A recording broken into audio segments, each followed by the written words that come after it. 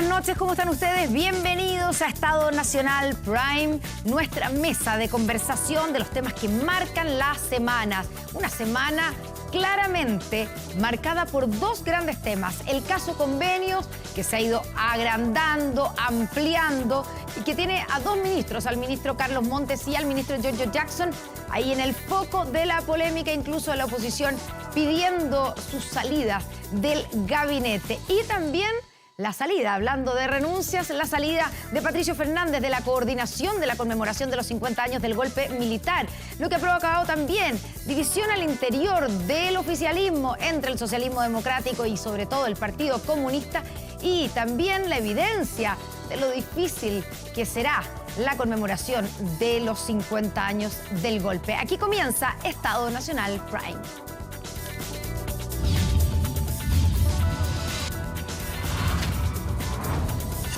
Estado Nacional. Y ya estamos, estoy poniéndome los anteojos para que no perder nada. Estamos aquí sentados en nuestra mesa de conversación. Ya vamos a presentar a nuestros panelistas de hoy, pero quiero decirles que además de pueden revivir este capítulo y todas las temporadas de Estado Nacional en nuestras plataformas digitales. Puedes escuchar las entrevistas y la conversación de los paneles en Spotify. Conoce esta nueva forma de informarte junto a nosotros. Estado Nacional Podcast, búscanos en Spotify o aquí, escanea el código QR que está apareciendo en pantalla. Ahora sí, presentamos a nuestros panelistas. Max Colodro, analista y académico de la Universidad Adolfo Ibáñez. Max, un gusto tenerte aquí en nuestra mesa de conversación. Y Cristian Valdivieso, que ya saca siempre vale otro. Director ejecutivo de Criteria. ¿Cómo estás? Bien, Connie, buenas noches. Hola, Cristian, buenas noches. Bienvenido nuevamente. Bueno, partamos, yo decía, hay como dos temas que claramente han dominado la agenda durante esta semana que todavía no termina, que son, primero, el caso Convenios. Quiero preguntarles, y ayer salió, ¿cierto? Fue ayer que salió la encuesta Criteria, sí, y que tuvo un trabajo de campo entre el 1 y el 4 de julio, ¿cierto? Pleno caso Convenio. Quiero preguntarle a los dos, ¿cómo creen o cómo sienten que el caso ha golpeado al presidente Boric y a su gobierno? Cristian. A ver, yo creo que más allá de los datos de las encuestas que muestran que en general el presidente, particularmente el presidente, tiene una base, un radier bien firme, en torno al 30, 32, a veces un poco menos por ciento, que no es poco. Incluso subió 2 puntos su aprobación en la encuesta revelada ayer. Exacto, y eso tiene que ver con esta base que te digo de aprobación firme, y además que de alguna manera los efectos se van promediando. También estuvo el presidente muy puesto en el tema de las lluvias, de los temporales, en el barro. Eso la gente lo valora mucho, y además el presidente es alguien que cuando hablamos de la polarización, genera odio en el mundo de la derecha, la gente que está muy en contra del presidente, pero en general la gente no le tiene mala, por definición, al presidente. Ahora, dicho eso, la base de apoyo del gobierno del presidente es importante, relativamente sólida, en torno al 30%, pero no es para nada suficiente. No es suficiente. Electoralmente es una debacle. Y lo otro, que yo creo que el golpe más fuerte para el gobierno tiene que ver con la dimensión moral dentro del propio gobierno, más allá de la discusión sobre la supremacía moral, etcétera, la dimensión moral, el ánimo dentro del propio gobierno y la tensión que se genera a partir ya no solo de una mirada, si tú quieres, política respecto de cómo enfrentar el gobierno que podía haber tenido el socialismo democrático con el mundo de la prodignidad. Ahora hay una tensión respecto de las responsabilidades en un tema que tiene que ver ya con corrupción. Entonces es un tema muy jodido. Max. Yo estoy de acuerdo y creo que efectivamente los hechos fundamentales, a mi juicio, que definieron un poco el tránsito de la opinión pública en términos de su imagen del gobierno en este último periodo, son básicamente los dos grandes eventos electorales, que son el 4 de septiembre y el 7 de mayo. Y creo, y en eso coincido con Cristian, que este hecho en particular todavía no mueve mucho la aguja. Es decir, la oposición, la desaprobación al gobierno está un poquito sobre el 60, en torno al 65, y el gobierno está entre los 28 y los 32. Y por lo que se ve, al menos hasta ahora, en estas 2 primeras semanas de crisis de convenios, el gobierno no se ha movido mucho y la desaprobación tampoco se ha movido mucho. Ya, pero eso podría ser también que eso se vaya a reflejar más adelante. Pero más allá, como dice Cristian, de los números, ¿ustedes cómo ven y cómo ves al presidente Gabriel Boric, que, digamos, ha tenido que, cada vez que ha salido, ha tenido que después salir de nuevo a dar explicaciones o ha tenido que salir algunos de sus ministros. Hoy día el ministro de Justicia, que ha tomado un rol de vocería en el caso Convenio, en menos de 24 horas tuvo que salir 2 veces a aclarar los dichos del presidente. Yo creo que el problema fundamental del gobierno el día de hoy es que no tiene un diseño político para enfrentar esta crisis. Ese es, a mi juicio, el principal problema. No hay un diseño claro y eso es lo que explica que los ministros tengan que estar rectificando y corrigiéndose prácticamente todos los días. O sea, el ministro Montes se ha estado corrigiendo durante prácticamente una semana. Ha habido 8 versiones distintas de parte del ministro de Vivienda respecto de lo que ha estado pasando y el día de ayer vimos una situación bien compleja en que el presidente no fue capaz de precisar en qué momento se había enterado, en qué momento se había enterado a su gobierno, si se le había o no informado a los ministros de parte de la moneda o no se le había informado. Yo creo que el problema fundamental es que hoy día no hay una cabeza clara, un equipo que esté conduciendo la crisis de parte del gobierno y que tenga un diseño respecto de cómo responder a esta crisis. Cristian, ¿tú coincides con que aquí falta un diseño claro y hay una confusión? ¿Cómo viste esa declaración del presidente Gabriel Boric, que la verdad es que no se entendió nada de lo que quiso decir? Cuando le preguntan, claro, la pregunta fue ¿cuándo se enteró o supo el gobierno de estas primeras irregularidades en Antofagasta? Y claro, y la explicación después del ministro de Justicia es que en el fondo el presidente respondió por el gobierno, que no necesariamente significa él.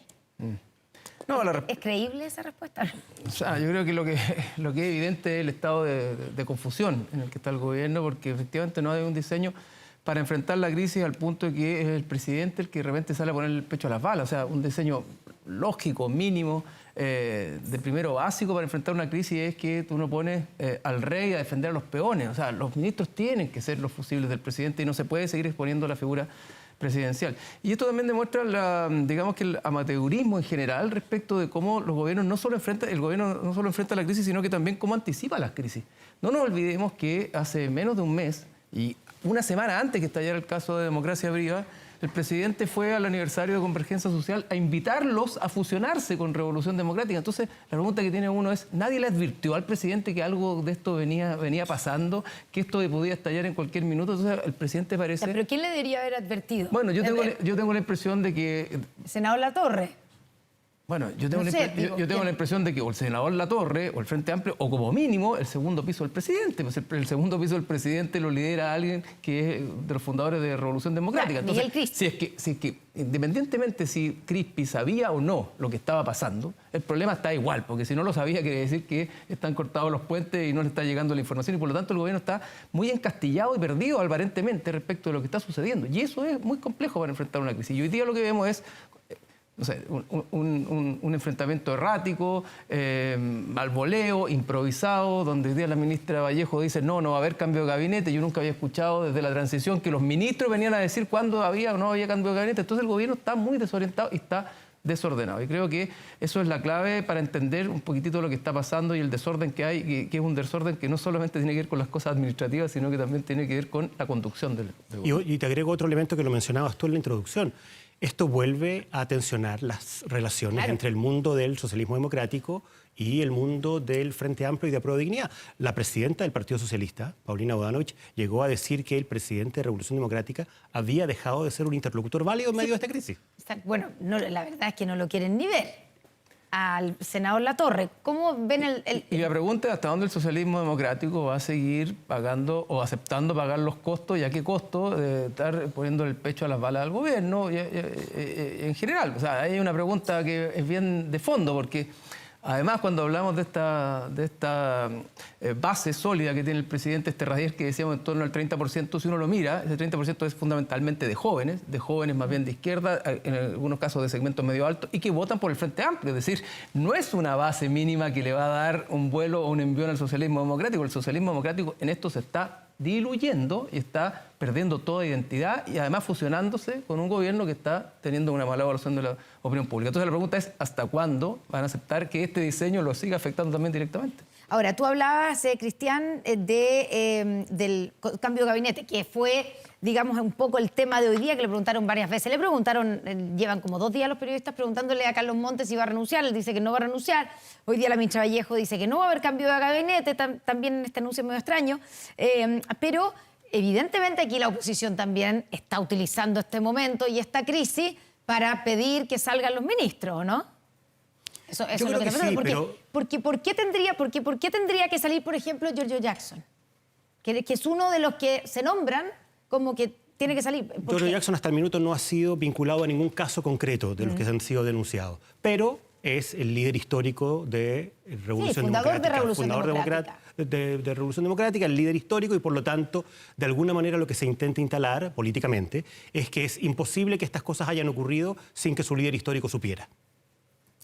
Ahora, pero una manera de pasarle la cuenta a un ministro... Sí, sin duda. Al que no solamente es de la oposición, sino que también parte del socialismo democrático no... Le tiene cuentas pendientes hace mucho rato. Exactamente. Sí, sin duda, yo creo que es parte de eso. Ahora, si tú lo piensas fríamente, si el gobierno hace el cambio de gabinete ahora y seguimos en una seguidilla de información que aparece por goteo, una semana más, 2 semanas más, los ministros que asuman el día de mañana, si es que hubiera cambio de gabinete, en 2 semanas más van a estar igual de deteriorados y igual de complicados que los ministros que están hoy día enfrentando esta crisis. Entonces, a lo mejor tiene algún sentido que el gobierno al menos trate de resistir el vendaval en el momento más duro de la crisis con el gabinete que tiene, porque sacar a los ministros hoy día, si no tienen la certeza de que esta crisis se acaba ahora, claro, no tiene ningún sentido. De que si no tienen la certeza de que ya no van a salir más denuncias, o que las denuncias que han salido no se van a convertir en algo más grande. Cristian, ¿cómo ves esto del cambio de gabinete? Que hay que reconocerlo, que muchas veces se usa como una herramienta para reordenar, ¿cierto? Reorganizarse y enfrentar y salir como fortalecidos de la crisis. Sí, a ver, yo creo que el gobierno tiene que ver la manera de recuperar la agenda, de volver a tener el control de lo que está pasando, de volver a gobernar. Hoy día está dando explicaciones, y un gobierno dando explicaciones permanentemente es un gobierno que no está gobernando y que está incubando una nueva crisis, porque a la salida de esta crisis se va a encontrar de nuevo con los temas de la migración, los temas de seguridad, un crecimiento económico que no da el ancho, el desempleo que crece. Entonces, el problema es que están incubando una nueva crisis. La pregunta que tengo yo es: ¿hasta dónde el gobierno tiene bien hecho el control de daños de lo que está sucediendo y sabe exactamente quiénes son los que pueden estar tocados por esta crisis directa o indirectamente? Porque si efectivamente, como dice Max, los ministros que estamos hoy día pueden no tener nada que ver en esto y podrían cerrar de mejor manera la crisis, bueno, vale la pena esperar. Pero si el gobierno ve que los ministros, cada día que sale más información, pueden terminar siendo ellos salpicados, también los ministros hoy día y las ministras pueden estar siendo un problema para poder gestionar la crisis en adelante. ¿Está siendo un problema el ministro Carlos Montes, por ejemplo? Bueno, habría que verlo. Hoy día yo creo que el mayor problema que hay dentro del gobierno no tiene que ver con lo que hayan hecho los ministros respecto a esta crisis, sino que con el enfrentamiento que hay entre el socialismo democrático que quiere defender a Carlos Montes y el mundo del Frente Amplio que está defendiendo a ultranza a Giorgio Jackson porque no quiere ninguno pagar los costos de esto. Hoy día me pasó algo que no me había pasado nunca y que me pareció ya ridículo. Me llegó por WhatsApp una carta para que firmara apoyo a Carlos Montes. O sea, es decir, un grupo de personas buscando una manera de juntar firmas para que no destituyan al ministro Carlos Montes. Esa cuestión es irrisoria, es realmente insólita dentro de lo que está pasando y te muestra también la tensión que hay en el mundo del oficialismo. Y de ahí esta idea de que si se va uno, se va el otro. O sea, si se va Carlos Montes, se tiene que ir Giorgio Jackson. Lo dijo de nuevo Paulina Bodanovich. Es decir, ellos no van a aceptar, el Partido Socialista no va a aceptar que sea Carlos Montes el pato de esta boda, el que pague todos los costos. Y si eso llegara a ocurrir, lo que dijo la presidenta del Partido Socialista es que ellos estarían en disposición más bien de rediscutir su permanencia en el gobierno. Claro. O sea, eso es claro. Ahora, el desorden que hemos visto también tiene que ver con esta dificultad para ver cómo enfrentar la crisis, quién asume la vocería de la crisis. Hemos tenido múltiples vocerías y además aparece el presidente. Yo creo que el presidente en esto se ha equivocado desde el día 1 de la crisis. El presidente primero le prestó ropa, dijo que estaba dispuesto primero dijo que no estaba dispuesto a que no ponía las manos al fuego por nadie. Después dijo que le prestaba ropa o que no tenía por qué desconfiar de una gobernadora. Con la información que tenía en ese minuto. Pero ¿por qué el presidente está diciendo eso? El presidente no sabe hasta dónde puede llegar la crisis. Después sale con las declaraciones que hubo ayer respecto a que él había recibido información previa, pero que en realidad no era él, sino que había sido el gobierno. Entonces, eso es muy jodido. Alguien del gobierno. El orden de esto también pasa porque el presidente entienda que él tiene que estar un poquito atrás y cuidándose y que los ministros tienen que ser los fusibles de su gobierno. Bueno, hoy día en la tarde se ha informado, o por lo menos eso ha trascendido, que el nuevo esquema y estrategia diseño comunicacional del gobierno es que se van a concentrar las vocerías en la ministra Camila Vallejo y en el ministro Luis Cordero de Justicia. O sea, no va a hablar más, eso es lo que se entiende, ni Carlos Montes, ni el ministro Giorgio Jackson. Vamos a la pausa, son las 11 de la noche con 18 minutos. A la vuelta, sumamos a esta mesa de conversación al presidente de Convergencia Social, el diputado Diego Ibáñez. Ya volvemos.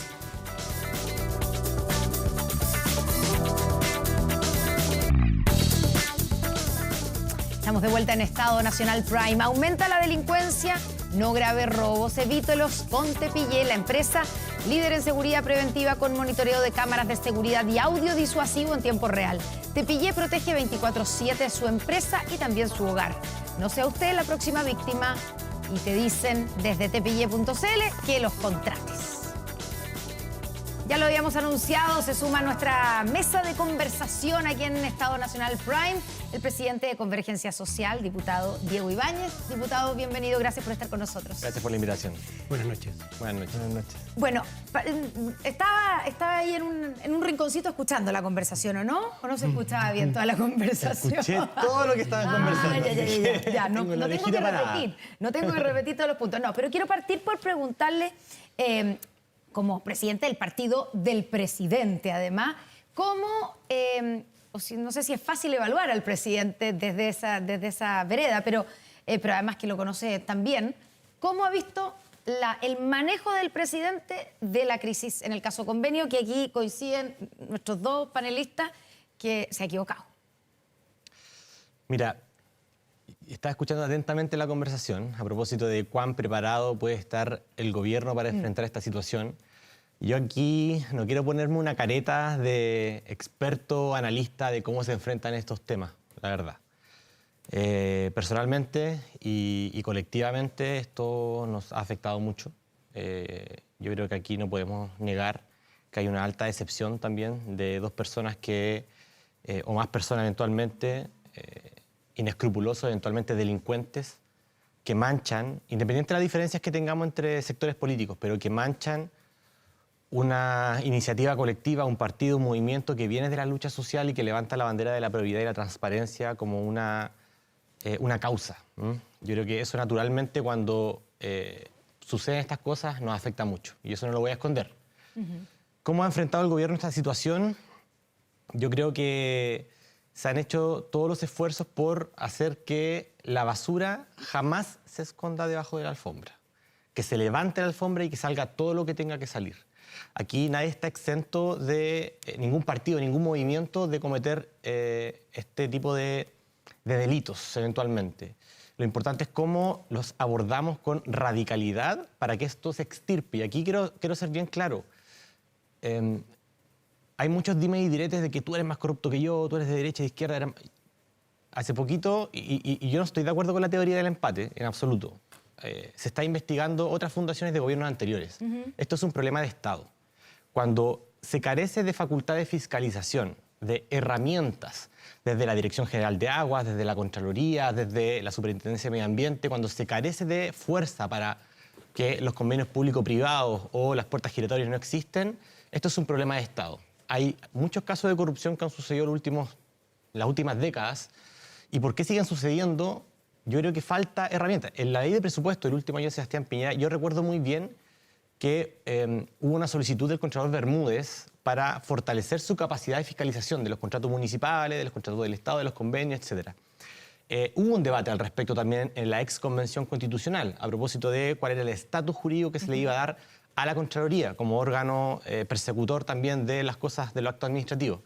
Yo creo que eso faltan más herramientas, pero eso no obsta, ojo, que se cometió un grave error, un eventual delito y que lo vamos a perseguir con todas las herramientas de la ley. Ya. Y en ese sentido, cuando tú dices, Diego, que esto ha afectado tremendamente, en el fondo es el proyecto del Frente Amplio, o la moral incluso, me imagino, del Frente Amplio, porque más allá de que esto sea, el foco esté puesto en Revolución Democrática, finalmente son todos parte de un proyecto conjunto y nuevo que venía a renovar la política.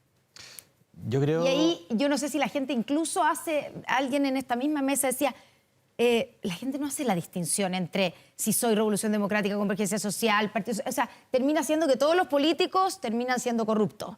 Entonces esto ensucia a todos, pero me imagino que a ustedes les debe dar, no sé lo que es, impotencia, rabia, frustración, porque los salpica de todas maneras, ¿no? A mí me da personalmente mucha rabia. Tú dijiste algo sobre la moral. Yo creo que hay fuerzas políticas que nacen de los movimientos sociales de la calle y que no cuentan con más redes o más apoyo económico de otros sectores y que naturalmente emergen en momentos de convulsión política, de crisis de la democracia, que sucede en todas partes del mundo. Y sobre todo para quienes nos sentimos de izquierdas, probablemente la ética y la moral es lo único que se tiene para dar la pelea. Y cuando eso se mancha el proyecto en su conjunto. Nosotros nos sentimos y nos seguimos sintiendo con Revolución Democrática partidos muy hermanos. Nacemos de un origen que es el movimiento estudiantil. Ellos tienen 10 años, nosotros tenemos 3, 4 años recién. Pero creo que aquí el tema está en cómo enfrentamos esto en adelante y hemos hecho todo lo posible. Se han hecho querellas al Ministerio Público, se han entregado todos los antecedentes al Consejo de Defensa del Estado por parte del ministro, se han hecho sumarios administrativos. Se sacó a 2 personas de Cuajo, renunciaron, los expulsaron del partido, se suspendió la militancia de la diputada Catalina Pérez, se han puesto todos los antecedentes a disposición y creemos que esa es la fuerza con la cual siempre cualquier fuerza política tiene que actuar cuando ocurren estos hechos. Voy a darle la palabra al tiro, pero quiero una palabrita más cuando tú dices que esa ética, y cuando no tienen, digamos, otra cosa, la ética y esa moral es lo único que se tiene para luchar. ¿Esa es lo que se entendió como la superioridad moral expresada por el ministro Jackson? Mira, hay un libro muy bueno de Ignacio Sánchez Cuenca, lo terminé hace poquito, lo recomiendo mucho, que se llama La superioridad moral de la izquierda. Es de un español, un profesor. Y él señala, cuando tú sientes que tus ideas son tan correctas, te comienzas a sentir más que el otro. Por tanto, el otro, en el transcurso del conflicto político, va perdiendo su capacidad de sentirlo tú mismo como un igual. En el momento en que deja la humanidad o 2 personas que piensan distinto de sentirse como iguales, hay uno que se impone sobre el otro. Cuando uno se impone, se pierde la capacidad de diálogo. Por tanto, la política se quiebra. Cuando se quiebra la política, tú pierdes la capacidad de que tus ideas en la batalla cultural ganen.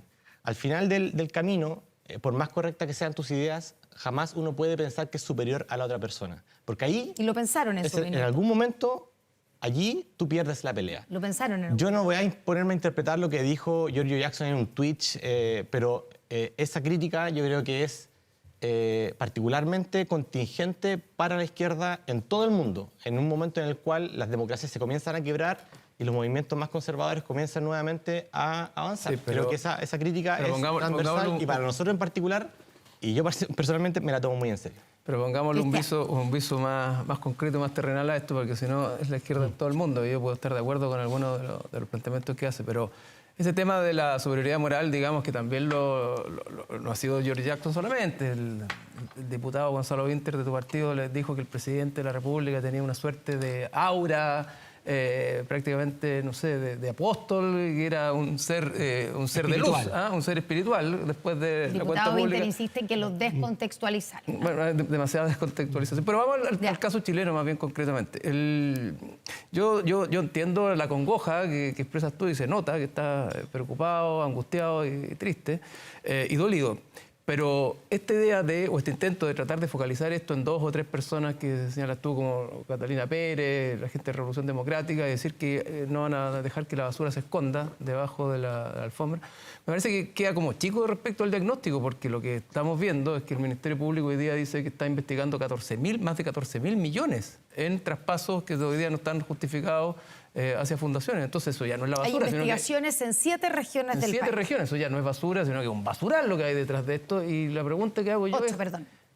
Bueno, 8, corrigen. Con 14.000 millones que están en investigación. Entonces es un basural grande. Entonces la pregunta es, más allá de la reflexión y de tratar de encapsularlo en 1 o 2 personas, ¿cómo pretenden salir o cómo ven que tienen que salir? Porque yo entiendo que tú estás diciendo que no son expertos en el manejo de crisis, pero supongo que tienen un plan, un diseño, una idea respecto de cómo enfrentar este tema. Está muy claro cuáles van a ser las líneas a seguir. Digamos, más que estrategias comunicacionales para tratar de pintar algo que no es.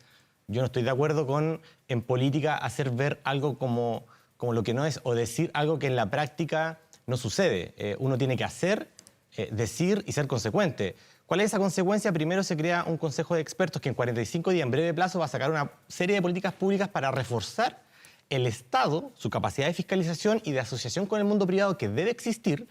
Tú no puedes decir que por el hecho de que 1, 2 o 3 fundaciones, o incluso 14 fundaciones, paguen el pato las miles de fundaciones que hacen un tremendo trabajo. Entonces, eso. La pregunta que tengo yo, la inquietud que tengo yo, bueno, está bien, pero de acuerdo. La pregunta que tengo yo es, ¿cómo llegaron a esto? O sea, ¿cuál es la reflexión respecto de cómo llegaron a esto? O sea, ¿Qué falló, digamos? ¿Qué falló? ¿Qué pasó? Bueno, yo creo que hay dos dimensiones. Uno, que efectivamente los partidos deben tener un control interno riguroso. Segundo, que los criterios políticos, porque aquí también hay responsabilidades políticas que se juegan, tienen que ser sumamente rigurosas, radicales para extirpar el amiguismo o qué sé yo. Y el Estado también tiene que tener herramientas de fiscalización. Fíjate que hoy, cuando estoy segurísimo, de que todos los requerimientos que se han hecho a Contraloría, con suerte, quizás el 50% va a ser investigado oportunamente.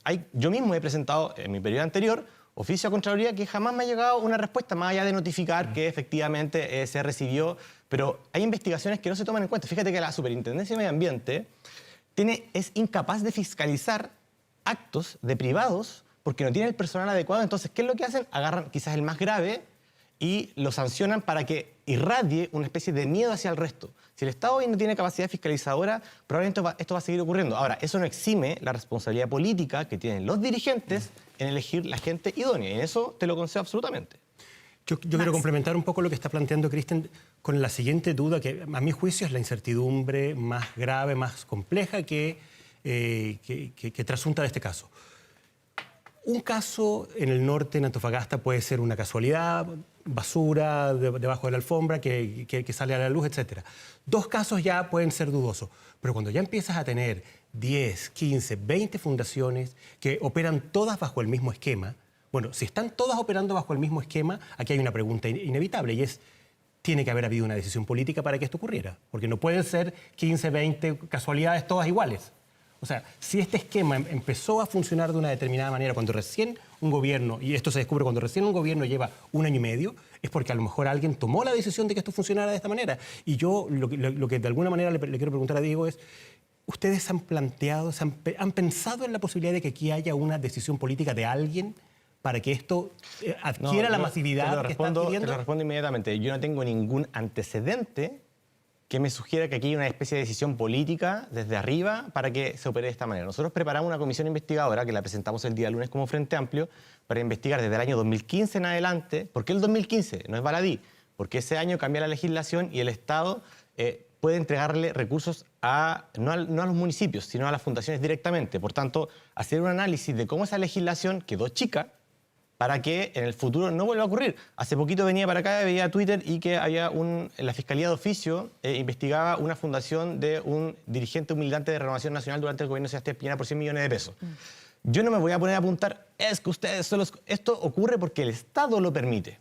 Porque de los 35.000 militantes que tiene mi partido, o de los 20 y tantos mil que tenga Revolución Democrática, o de los... Entiendo que la UDI y el PC quizás son los partidos más grandes, de los 40.000 militantes, por cierto que uno no tiene 40.000 fiscalizadores para ver qué es lo que hacen ellos. Entonces, esto implica un trabajo de Estado y la comisión investigadora que planteamos, que va a investigar desde el 2015 hacia adelante, la comisión de expertos que plantea el gobierno, además de los proyectos que ya están en el Congreso, yo creo que eso tiene que construir una política pública que ponga la probidad y la transparencia y la anticorrupción como bandera transversal de todos los partidos políticos. Es decir, que de alguna manera, perdón, el aprendizaje de todo esto es que finalmente ustedes se dan cuenta que no eran seres de luz, no eran superiores moralmente y que efectivamente puestos en las condiciones de ejecutar acciones, de tener presupuestos, de poder hacer transferencias, también podían caer en las mismas malas prácticas que caía el resto de los partidos, de las coaliciones o los gobiernos de los 30 años. Yo no sé qué militante ha dicho que somos seres de luz.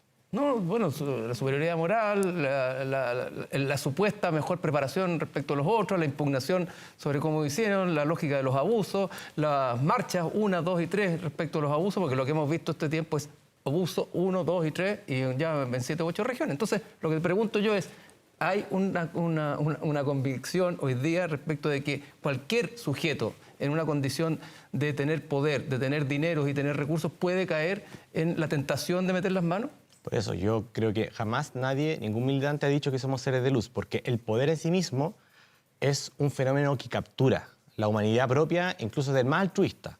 Y ese poder, en tanto Estado, tiene que tener la capacidad de prever de que esa persona, ese supuesto ser de luz que dijo que era ser de luz, tenga la sanción correspondiente y se prevea y que no llegue una vez que ya se robaron los recursos de los contribuyentes, y para eso faltan herramientas. Y lamentablemente el Estado subsidiario, que hoy es muy defendido por muchos sectores, el Estado subsidiario impide que muchas veces esa recaudación se destine a fortalecer el aparato del Estado allí donde no llega, en el rincón que no llega, porque la fundación muchas veces hoy tiene que ir a hacer una pega que, en teoría, en cualquier país de la OECD le correspondería al Estado. No voy a criticar por ello la labor de las fundaciones.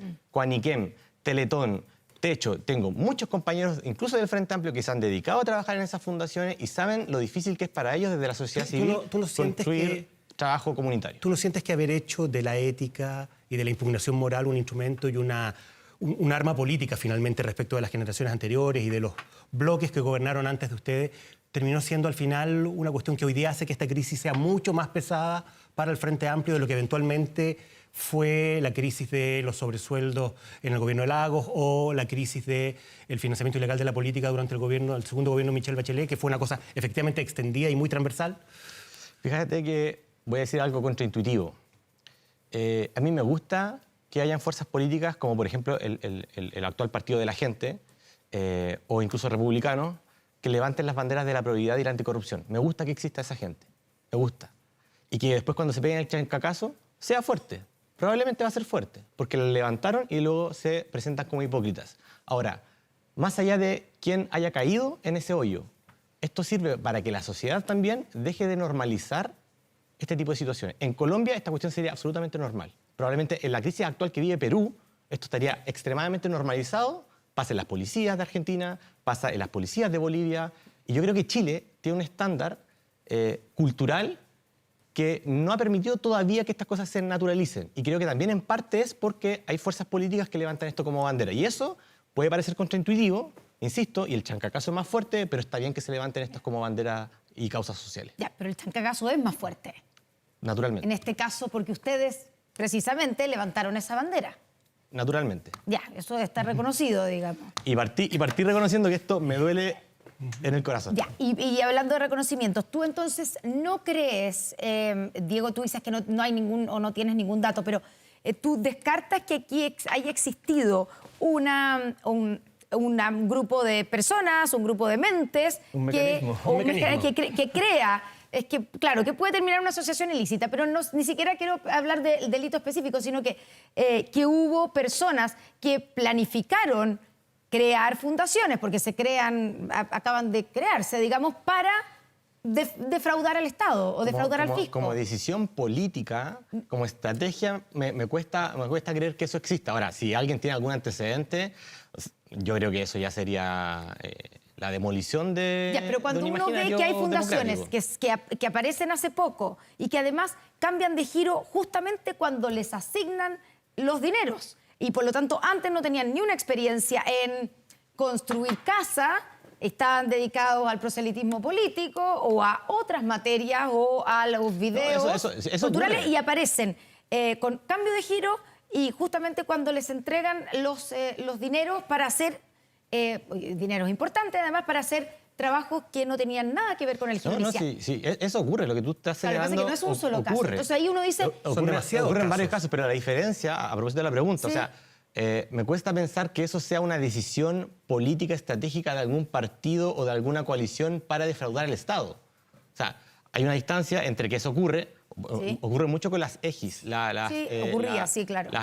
Estos entes privados que preparan proyectos para postular a vivienda, que después quiebran, estafan, después levantan otra. Eso ocurre. Y ocurre. Por eso la regulación hoy día, por ejemplo, una EGI o una persona jurídica que fue sancionada después igual puede hacer lo mismo y puede hacer lo mismo. Ahora, evidentemente el Estado tiene normas que a veces permiten que eso suceda. Eso hay que cambiarlo. Pero de ahí a que sea una convicción y una estrategia política de este gobierno, o sea, no, lo descarto absolutamente. No más que de este gobierno. Que haya grupos digamos, de militantes de partidos de este gobierno, pero grupos de gente que descubrieron la fórmula, digamos, y digan, vamos a crear fundaciones y vamos a presentarnos a proyectos y cambiamos de giro y es la forma por trato directo que nos van a pasar esta cantidad de plata. O sea, si tenemos un antecedente en esa línea, no te quepa duda que la forma de actuar va a ser radical en la persecución penal, pero por el momento no hemos encontrado ningún antecedente que sugiera lo que tú estás planteando. Se confundió el gobierno al empezar a hablar de fechas y cuando se supo quién supo primero y que incluso hasta el presidente se metió de una manera muy confusa en una declaración que no entendió nadie, no sé si tú la entendiste, pero de cuando se enteró el gobierno o él acerca de estas primeras irregularidades en Antofagasta. El ministro Cordero luego Sí. Salió afirmando que efectivamente el presidente no se equivocó. Y lo dijo específicamente en fechas que no las voy a decir porque no las recuerdo, pero entiendo que algo del 7 de junio, el 16, y que nadie sabe en La Moneda, y no tengo ningún antecedente, que alguien sepa en La Moneda antes que el ministro Montes. Por tanto, yo me remito solamente a lo que señala Tampoco el el jefe ministro. de asesores, Miguel Crispi, tengo que es de ningún- Revolución Democrática, porque el Ningún presidente antecedente. de Revolución Democrática reconoció que él sí sabía antes. Claro, pero de La Moneda no hay ningún antecedente que sugiera aquello. Ahora bien, ¿Es el ministro Montes yo creo, el primero que se entera? Yo creo, así es, según lo que nos señala el ministro Cordero. Ahora bien, yo creo que el presidente, aquí hablando de su afirmación, Sí. él tiene un estilo que es bastante honesto. Sí. Y él le pone el pecho a las balas cuando un periodista en una conferencia a propósito del tema de la vivienda le pregunta, dentro de un contexto que era una actividad con una comunidad, le pregunta y él responde. Y en su perfil de honestidad, luego el ministro Cordero precisa una fecha, pero... Tiene que salir a aclarar, pero es que la declaración es muy confusa. Pero yo creo que allí, yo insisto, el presidente no se equivoca. De hecho, lo que él señala es precisamente lo que ocurrió. O sea, deslinda los hechos. Ahora, el problema es que el senador Latorre dice que se enteró 10 días Sí, antes pero- y es muy difícil imaginar que el senador Latorre, presidente de Revolución Democrática, se entera 10 días antes y no le avisa a nadie en el gobierno, no le alerta a nadie en el gobierno, ni siquiera a los ministros del propio partido. Bueno, yo no tengo ningún antecedente que sugiera que La Moneda sabía antes. Por tanto, ahora, Revolución Democrática, su directiva, a mi juicio, más allá de la acción particular del presidente Latorre, ha hecho todo lo posible por tratar de poner los antecedentes ante la justicia. Desde la querella por quienes resulten responsables, desde el envío a Tribunal Supremo, desde la expulsión de los militantes. Por tanto, a mí no me cabe ninguna duda que la directiva de Revolución Democrática no está escondiendo ningún antecedente, ninguno. ¿Cómo ha sido la actuación del presidente de Revolución Democrática, o sea, si su colega, digamos, del otro partido, en esto, pensando en lo que está diciendo Max, que él dijo, bueno, en un principio dijo que la subsecretaria le había advertido al ministro Montes, después, de hecho para atrás, dijo que no había sido así, la subsecretaria salió, etcétera, pero él reconoce esta semana que supo 10 días antes de lo que estaba pasando. Advirtieron además que esto podía traer un problema. Un problemón. Claro, y por lo menos de conflicto de interés y que podía salpicar a la diputada Catalina Pérez. Efectivamente, o sea, si uno dice, ok, le creemos que no advirtió a nadie, ni siquiera al jefe de los asesores de segundo piso, Miguel Crispi, de su mismo partido, que uno entendería que hay una cierta comunicación, ¿o no? Si le creemos, entonces también actuó mal al no contarle a nadie, ¿o no? O sea, es que yo no puedo decir que le creo o no le creo, o que le faltó más prolijidad, o que tuvo que actuar más rápido. Naturalmente, probablemente pudo haberlo hecho mejor. Yo creo que si esa es la crítica, yo estoy de acuerdo, pudo haberlo hecho mejor. ¿Qué pudo haber hecho mejor? Probablemente comunicar de forma más certera, más oportuna durante los hechos, pero eso no quita que la directiva en su conjunto, el Tribunal Supremo, su comité político, haya actuado con la mayor urgencia posible. Ahora... ¿Pero de qué urgencia estamos hablando cuando el propio Latorre se juntó con Contreras y con Andrade? Es que yo... Y claro, no se supo nada. Claro, pero yo no sé, yo no tengo una bolita mágica como para ver qué se conversó en su reunión. Yo creo que los antecedentes que han puesto ellos a disposición de la justicia y comunicado a La Moneda, y entendiendo que ningún antecedente nos consta de que alguien sabía, lo demás es cualquier elucubración. Yo no tengo la información, yo no soy digamos, de ese partido, pero sí me consta, porque hemos conversado con la directiva de Revolución Democrática que han hecho todo lo posible para que esto se esclarezca. Ya, pero te lo pongo de otra manera. Debiera haber, ni siquiera si le crees o no le crees, basándonos en lo que afirma el senador Latorre, debiera haber advertido el senador Latorre a alguien en La Moneda acerca de este conflicto y esta polémica que se venía generando en Antofagasta.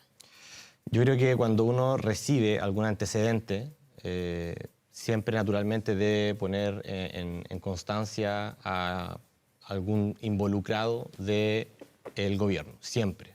Nuestro rol como presidente de partidos políticos es justamente prever que estas cosas sucedan, actuar rápidamente, actuar con celeridad, sacar todo lo que hay debajo de la alfombra y poner al final en las instancias respectivas la voluntad para solucionar estructuralmente este suceso, que en lo particular ocurre con 2 militantes de Revolución Democrática. Ahora, más allá de ese juicio, no tengo antecedentes que a mí me permitan señalar que aquí se mintió o que qué sé yo. Eso lo tendrá que determinar la justicia. No, es bien descorazonante escucharte porque efectivamente uno también, como todo ser humano, tenía expectativa de que esta nueva generación viniera a cambiar un poquito la política y lo que uno se ve o lo que uno se encuentra con esto, más allá de la reflexión o del acto constructivo que tú expresas, es que no estaban tan preparados para cambiar la política.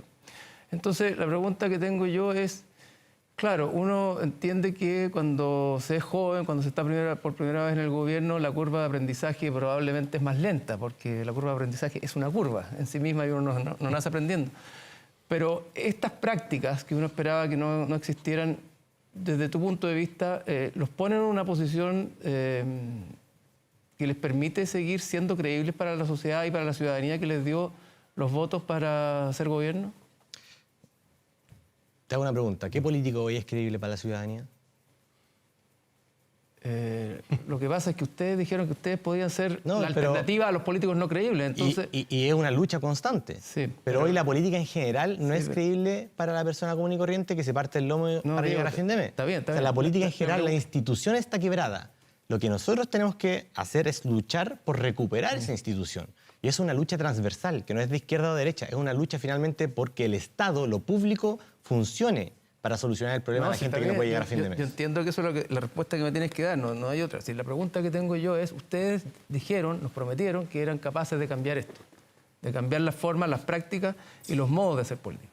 En los hechos, lo que ha pasado hasta ahora es que no están pudiendo hacerlo o no han podido hacerlo y que cayeron en las mismas malas prácticas en las que decían ustedes incurrían quienes habían gobernado los años anteriores. Que dicho sea de paso, lo de las fundaciones, dices tú, partió el 2015, es decir, con Bachelet. Fue Bachelet, si es que ella la que en ese gobierno fue que se dio más espacio a la focalización de lo que estás planteando. Pero no sé si hay una crítica. Pero independientemente de eso, la pregunta es, ¿cómo ustedes revalidan sus cartas de credibilidad frente a la ciudadanía que puso tantas esperanzas en ustedes? Votó por el presidente más joven de la historia del país, le dio la oportunidad a quienes no habían gobernado nunca, hizo un acto de fe ciega en una generación que prometía cambiar las cosas. Entonces, esa rotura de la confianza, ese quiebre de la confianza es muy fuerte. La pregunta que tengo yo es, ¿creen ustedes, crees tú, Diego, que están en condiciones de recuperar esa confianza que traicionaron? Yo creo que si te dijera, si mi respuesta fuera sí, lo creemos, o sea, eso se hace con actos. Los actos que estamos empujando hoy día para esclarecer todos los hechos por parte de Revolución Democrática y el gobierno por crear una comisión experta para que esto se convierta en una política de Estado, además de avanzar en el royalty a la gran minería, además de avanzar en las 40 horas, además de avanzar en el copago cero, además de avanzar en hoy las políticas de calle sin violencia, además de todo eso, nos contribuyen en parte a recuperar un centímetro de confianza. Pero yo diría que la política en general está rota con la ciudadanía. Es muy difícil hacer esa conjunción si hoy nos estamos desgarrando y nos estamos destruyendo humanamente en el Congreso por dime y direte solamente para sacarle un punto al de al frente. Yo creo que esa pelea de egos, finalmente, entre partidos por quién es mejor que el otro, no contribuye en nada. Yo creo que aquí lo único que puede contribuir es, por ejemplo, llegar al acuerdo por un nuevo modelo previsional, y llegar a un acuerdo por la tributaria y llegar a todos los acuerdos que la ley hoy están en stand-by y durmiendo en el Congreso. Esa es la única forma de recuperar la confianza de la política. Nos tenemos que ir al corte, pero antes, solo una pregunta bien concreta. ¿Deben salir del gabinete Carlos Montes y Giorgio Jackson, como están pidiendo desde la oposición, y si sale uno, sale el otro, y al presidente le están pidiendo también desde la oposición que no viaje a Europa. ¿Cuál es su postura? Esas dos preguntas son facultad exclusiva del presidente. Yo creo que los ministros, mientras mantengan la confianza del presidente, hoy no tienen ninguna responsabilidad penal ni pero ni responsabilidad política podrían tener. Sobre los sucesos. Yo creo que ambos están haciendo un buen trabajo. El ministro Monte lo he visto en terreno. El ministro Giorgio Jackson hace poquito estuvo en nuestra región inaugurando centros de rehabilitación. Yo creo que hay que hacer mejor la pega, por cierto.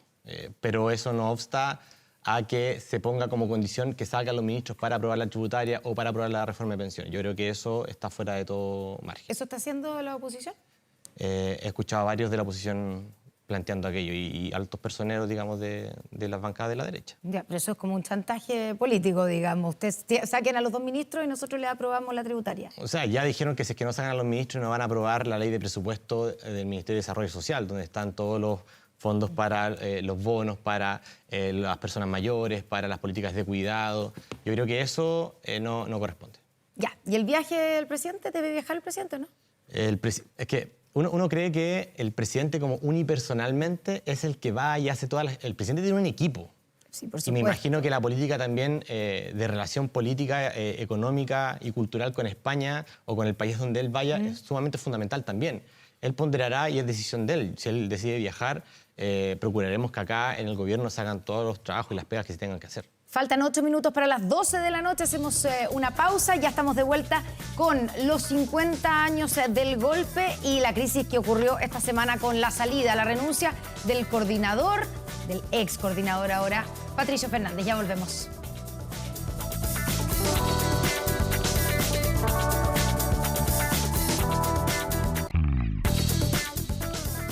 Estamos de vuelta aquí en Estado Nacional Prime. Habíamos dicho que veníamos con el otro tema que ha marcado esta semana o esta parte final de la semana, ¿cierto? La salida de Patricio Fernández como coordinador de la conmemoración de los 50 años del golpe. ¿Hubo veto por parte del Partido Comunista a la figura de Patricio Fernández o por parte incluso de algunos sectores del Frente Amplio?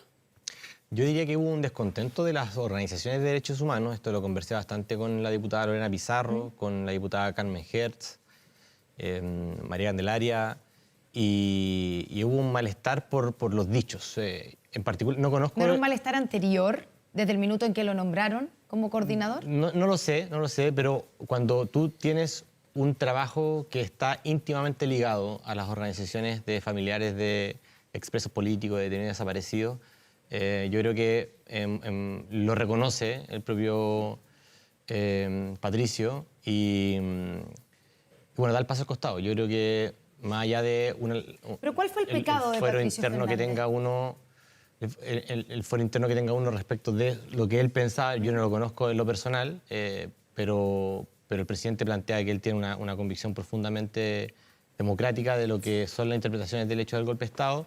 Si ya genera algún tipo de resquemor con las organizaciones yo creo que son fundamentales para avanzar, porque son Ya, quienes ¿pero cuál fue el pecado de Patricio Fernández? Por lo que las organizaciones plantean, hubo una especie de relativización de lo que es el golpe de Estado. ¿Pero tú escuchaste la declaración y Yo la no- entrevista? Yo no he escuchado la declaración de entrevista, escuché el transcrito, no sé cuál haya sido el contexto, entiendo que fue una conversación en redes sociales.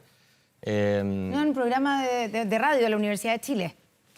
Junto, digamos, es una conversación con Manuel Antonio Garretón, donde Manuel Antonio le pregunta a Patricio Fernández, en su calidad de coordinador, si es posible encontrar mínimos comunes acerca del golpe de Estado y de la dictadura en momentos en que uno ve que hay sectores que están reivindicando o justificando el golpe. Esa es la pregunta que le hace.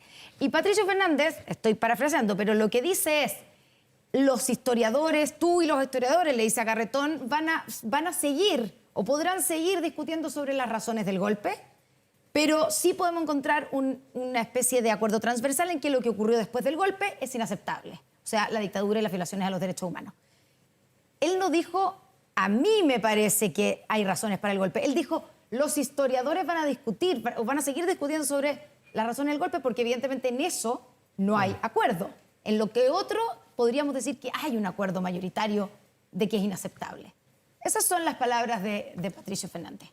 Pero además yo te complementaría con lo siguiente, que es que el mismo Garretón, Manuel Antonio, que estuvo en la campaña del presidente Boric apoyándolo, salió diciendo que sí. Patricio Fernández nunca había relativizado, ¿verdad?, el golpe de Estado. Lo que él dice es, digamos, graficar algo que digamos, está sobre la mesa, que sobre el golpe hay menos acuerdo en si ni siquiera justificarlo y por lo tanto en entender cómo pasó, por qué pasó, versus las violaciones a los derechos humanos que se cometieron en dictadura, donde sí parece haber un acuerdo en la gran mayoría de este país de que es inaceptable y que son condenables, versus las razones del golpe. Entonces, ya, bueno, eso será su opinión, no sé, pero yo creo que el acto de bombardear la Moneda, el acto en sí mismo de tirar bombas sobre un edificio, de disparar hacia adentro,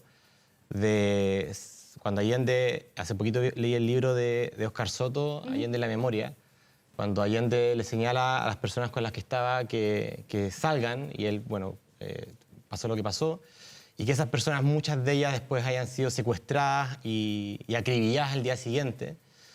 Yo creo que naturalmente a mí me resulta imposible separar el acto mismo del bombardeo, del golpe, con el horror.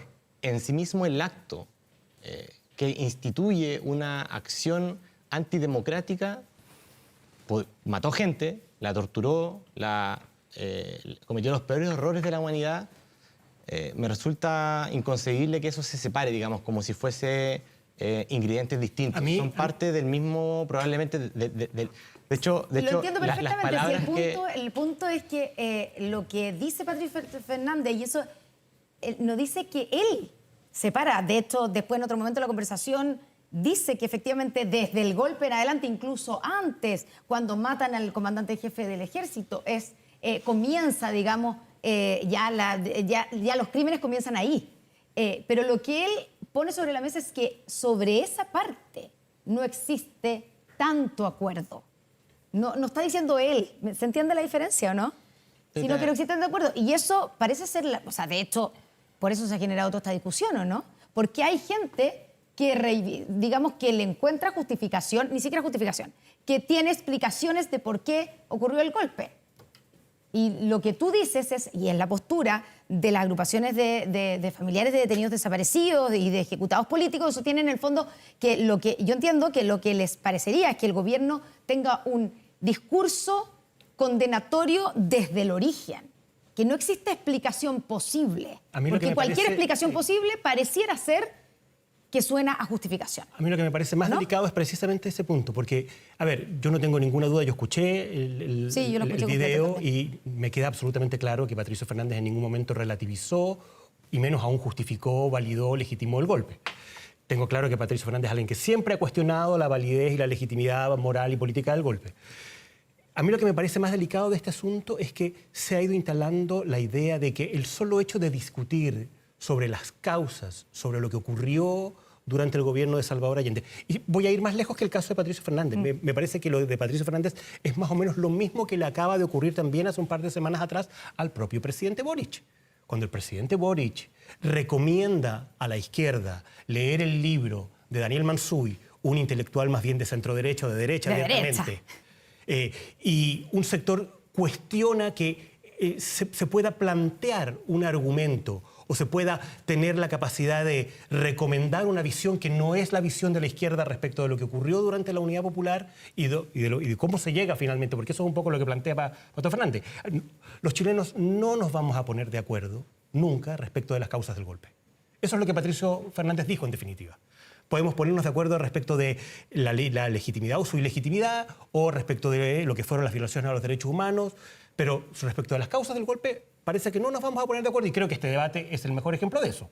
O sea, que Patricio Fernández haya tenido que salir producto de esto y que al presidente se lo cuestione por recomendar el libro de Daniel Mansuy desde el mundo de la izquierda y de los derechos y de las organizaciones de derechos humanos, es para mí el mejor reflejo de que no nos vamos a poner de acuerdo respecto de cómo llegamos a ese día, al 11 de septiembre. Y a mí lo que me complica y lo que me parece delicado de este asunto es que se instale la idea de que no se puede discutir respecto de cómo llegamos a un 11 de septiembre. Diego, se nos acaba el tiempo, pero quiero que, digamos, respondas a esa reflexión también, que en el fondo cualquier debate parece ser una justificación. Yo creo que uno podría debatir de lo que fuese, y eso ocurre, fácticamente ocurre en la sociedad. Hay gente que está a favor de Pinochet, gente que está en contra.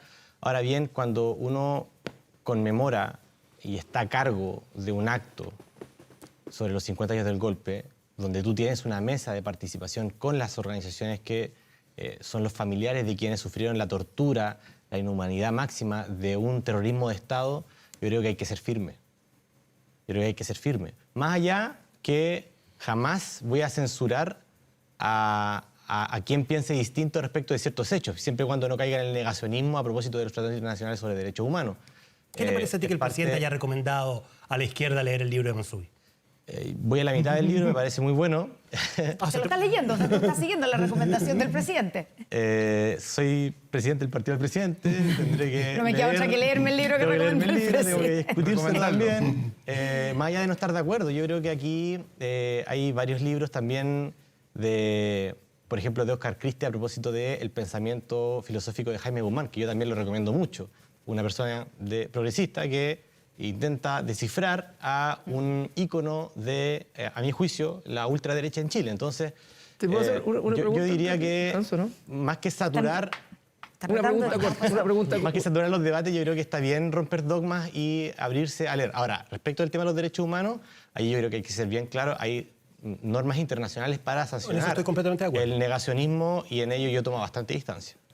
Muy corto. Yo creo que no hay ninguna duda en que nunca podemos validar un golpe de Estado. Eso es indiscutible. No vamos a validar un golpe de Estado. La pregunta que tengo yo, respecto a lo que has leído, ¿qué aprendizajes del gobierno de la Unidad Popular tomas tú para no repetir en el gobierno del presidente Boric? Toma agua, Diego Ibáñez, y se nos acaban los minutos. Mira, más que en un libro, tuve la oportunidad de conversar con Óscar Soto, el médico personal de Allende. Él vive en Madrid, en las afueras de Madrid. Y yo, de hecho, le hice la misma pregunta que tú me haces a mí. Yo a él le encontré mucha razón. Cuando... Pero no te escudes en él. No, es lo que yo creo también. Ya, eso. Es lo que yo creo. Y me interpreta, cuento esto como una anécdota, pero lo que yo creo es justamente que jamás tenemos que perder la capacidad de construir puentes con el adversario y de ampliar las alianzas políticas. Yo creo que la izquierda, como ideario, como imaginario, debe intentar siempre dar la batalla cultural de las ideas y nunca imponer esa batalla cultural por las ideas. ¿A qué me refiero? Yo creo que los esfuerzos por tratar de construir un acuerdo que sostenga lo más esencial de la democracia, que es el Estado de Derecho, yo creo que se agotaron. Óscar Soto me dijo, se agotaron, y probablemente este proyecto nació muerto. Uno con el romanticismo que uno lee hacia la historia hacia atrás. Yo nací en el 89, imagínate, yo ya nací después del plebiscito del 88. Eso no me exime de opinar de la historia. Quizá por eso se equivocaron cuando pidieron la renuncia de Sebastián Piñera después del estallido social. Voy a decir algo polémico. Si yo tuviera que votar nuevamente la acusación constitucional, la votaría a favor. Yo creo que las violaciones a los derechos humanos que ocurrieron en ese momento eran bastante graves. Yo tuve un vecino que perdió el ojo en una manifestación en Belloto. A mí me dolió mucho lo que sucedió. Hubieron torturas en algunas comisarías que están todavía siendo investigadas. A mí me dio mucha rabia ese momento. Y probablemente no te voy a negar, me pueden criticar, pero si es que tuviese que votarla de no, probablemente la votaría a Guillermo favor. Tellier pidió la renuncia el mismo 18 antes de las violaciones a los derechos humanos. Bueno, pero más es él, yo soy yo. Entonces yo creo que aquí hay momentos en la historia en los cuales uno jamás debe renunciar a construir con el adversario político. Que por lo demás creo que también ese fue el error de la ex Convención Constitucional para que finalmente el proceso fracasara. Diego Ibáñez, muchas gracias por esta conversa aquí en Estado Nacional Prime. Gracias por venir, gracias a Max Colodro, a Cristian Valdivieso. Muchas gracias a ustedes que nos acompañaron hasta esta hora, son las 12 de la noche con 8 minutos. Que tengan un gran fin de semana. El domingo, recuerden, a las 11 de la mañana, Estado Nacional, no Prime, sino que en la mañana, a las 11 de la mañana. Así es que nos vemos el domingo. Gracias, buenas noches.